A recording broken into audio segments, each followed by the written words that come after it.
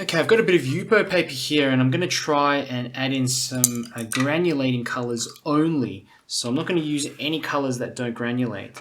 And I'm going to see what happens at the end of it. I think we're going to get some fairly interesting results. So over here I've got a bit of 𝗪𝗖𝗓𝗦𝗘. 𝗪𝗖𝗓𝗦, I don't know if I'm pronouncing that correctly, but it's certainly a mineral. It's a mineral color. And I've also got a tiny bit of this brown as well. So raw umber, which I'm dropping in there. That's granulating. I think for the blue, I'm just going to go ahead and get in cerulean blue over here on that edge like that, and drop that in just like this. I want to drop in all these kind of lighter colors, lighter sort of colors first.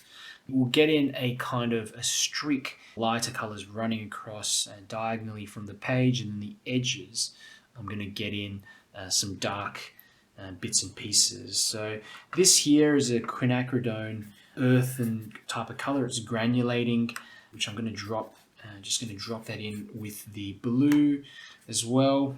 I'm going to go in also with some of this.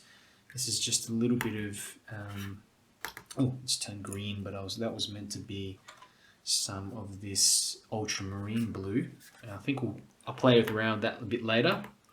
Other thing I do have is a bit of this color here, which is called lavender. A bit of lavender. So I'm going to drop in some of this color, quite thick, in that mix. I've also got some of this purplish granulating purple color as well, which I can just drop in like that. I'm going to pick a fair bit of this up and just have a play around and see what it does. Okay, just dropping that in some of these spots there. Pretty thick, going on very thick. And then what I'm going to start doing now is that we're going to go in with some darker kind of colors. I think what we'll, before I do that actually, let's pick up some more of that yellowish color, and I'll just put in a bit here to balance out some of these blues, because we've got all this, yeah, we've got all this coolness in there. I think some of that would work nicely. Now I've got a bit of Payne's grey here, a bit of Payne's grey. I'm using a flat brush, just painting across like that. Fantastic. Maybe have some bits going in like that over the top, but then leaving also some areas in there untouched. Fantastic. How about some more ultramarine blue? Well, really going nuts with this. I'm just, if you love loose painting, you're going to enjoy this.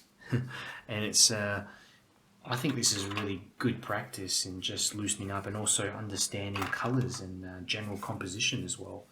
So I'm just trying to make some areas here of darkness and them kind of going around the bits and pieces of the, you know, whatever these things are in the center. You know, just leaving in a bit of, it's kind of like a river or something running through, like this, almost like that. I think that's the idea I want to portray. Maybe this will kind of come up here, join onto there as well, like that. There, there, there, there. Darker up on the edges too, like this, there. How about a bit more yellow in here as well, just to warm it up a bit, like that. It's interesting painting with this flat brush as well, getting in some of these vertical shapes and lines and things like that. You certainly can get some control running through, but once you put it in, you have to be prepared for that line to spread about and do some random things. So don't expect it to be there by the end of the time once it's completely dried. So I'm going to go ahead and do the edges now, just with some bit of dark color here. Maybe a bit of this 𝗪𝗙𝗓𝗦𝗘 again, which is pretty much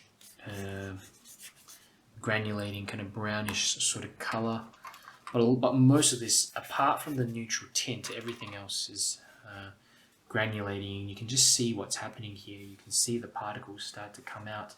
And I'm also curious to see what this blue will do in a really sort of, this ultramarine will do in a very thick sort of consistency like this, whether it's going to dry, whether it's going to dry more transparent, that kind of thing, or whether it's just going to just look very blocky once it dries. I'm not sure, so we've got to try it out. Drop in some of this colour. Yeah. Same sort of thing going on with the last one. I can't seem to paint over the top of this, some of these bottom sections, unless I really go over it a few times, but it's kind of resisting in some areas, but it hasn't done that for other bits of the paper.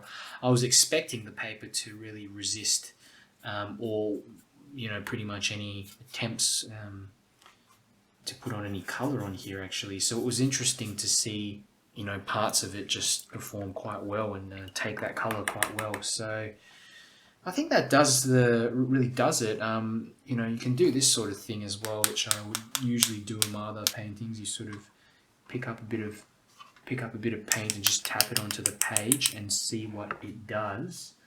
Just picking up some bit of blue, the remaining blues to play around with like that.